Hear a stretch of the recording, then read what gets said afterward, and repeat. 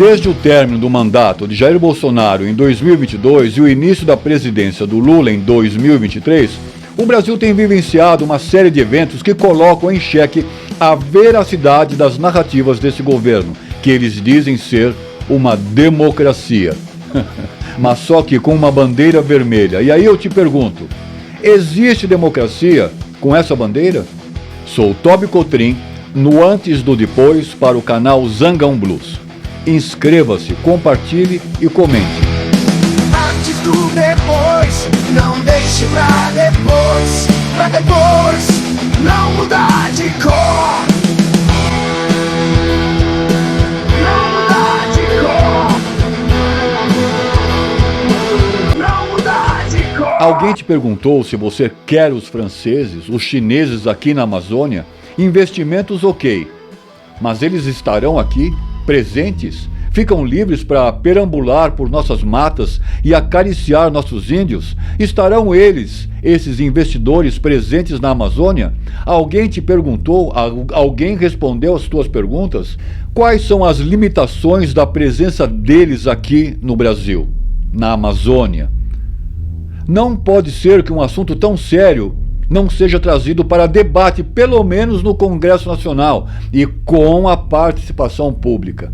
Esses eventos não somente ilustram um ataque direto aos pilares democráticos, mas também expõem a profundidade da polarização que o Lula, com a sua presença, exacerbou desde a sua campanha à sua ascensão à presidência do Brasil. Esses períodos da campanha aos dias de hoje já vinham impactando a economia, a liberdade de expressão e a integridade das instituições.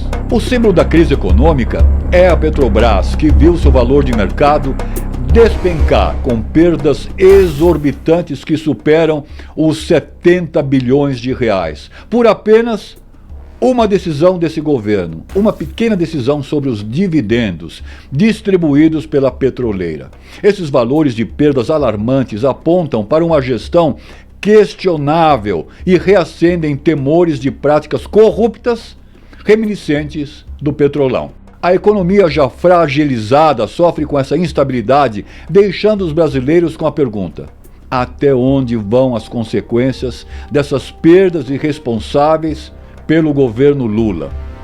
Mas não termina aí não. Sob o governo Lula, presenciamos uma série de ações que parecem minar a liberdade de expressão. O caminho já vinha sendo pavimentado com a censura da revista Cruzoé pelo STF em 2019. Ela refletiu e se estendeu, culminando nos dias de hoje, com a irreverência jurídica ilegal, inconstitucional, preocupante de silenciar opositores que persiste em não aceitar críticas, até mesmo pedidos de investigação da lisura de seus ministros.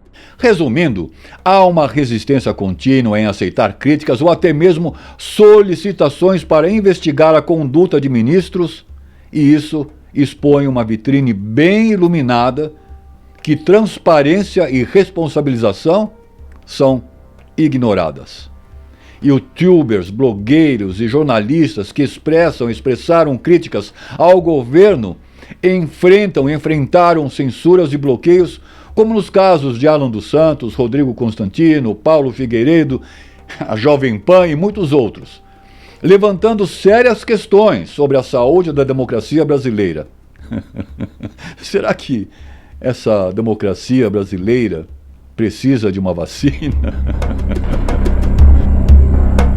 Enquanto Lula vocifera suas narrativas enfadonhas e mentirosas a seu apoio à liberdade de expressão e à luta contra a desinformação, ele mesmo produz a desinformação e usa seus ministros para calar a boca dos opositores. A regulamentação das redes sociais sob o pretexto de combater o discurso de ódio, que, aliás, ele é mestre em produzir discursos de ódio, deixa claro para o que veio. Ele não veio com certeza para governar.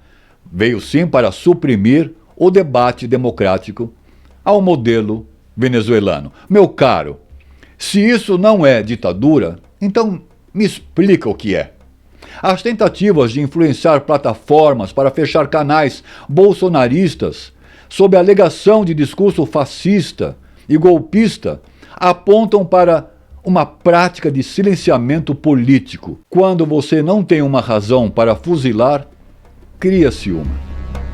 Lula tem demonstrado uma postura beligerante em relação ao agronegócio, criticando-o enquanto expressa apoio ao movimento de invasão, que é o que se tornaram o MST e o MTST, quando na verdade esses movimentos se tornaram movimentos de terrorismo rural e urbano. Essa abordagem lulista, petista, gera tensões, violências e contradiz a narrativa de reconciliação nacional.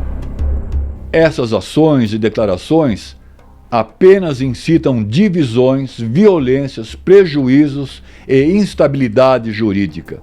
Ao invés de buscar o diálogo e a cooperação, minam os esforços para uma sociedade mais justa e igualitária.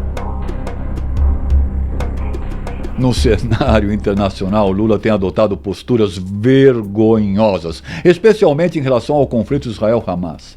Suas declarações e de seus partidos e seguidores que minimizaram o termo genocídio no passado durante o governo Bolsonaro e que agora evitam condenar claramente o Hamas como uma organização terrorista que é.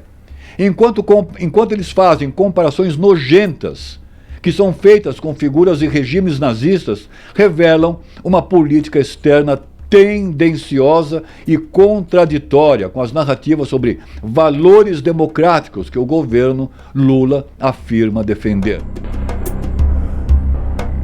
Um apoiador claramente de Maduro, de Daniel Ortega, do falecido Fidel Castro, de Cuba, dos regimes totalitários, que culpa a Ucrânia pela invasão da Rússia. Enfim, a democracia brasileira enfrenta um período vermelho, escuro e obtuso, marcado por ações e narrativas governamentais que desafiam os princípios democráticos básicos.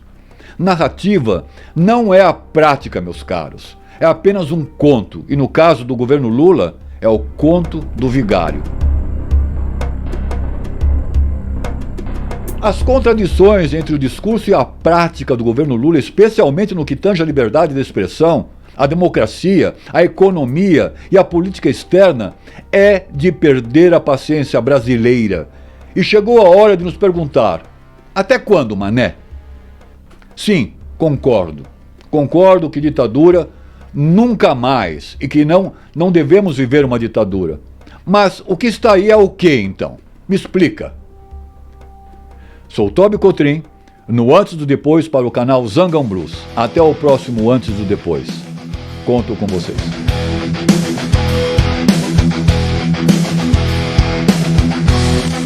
Não mudar de cor.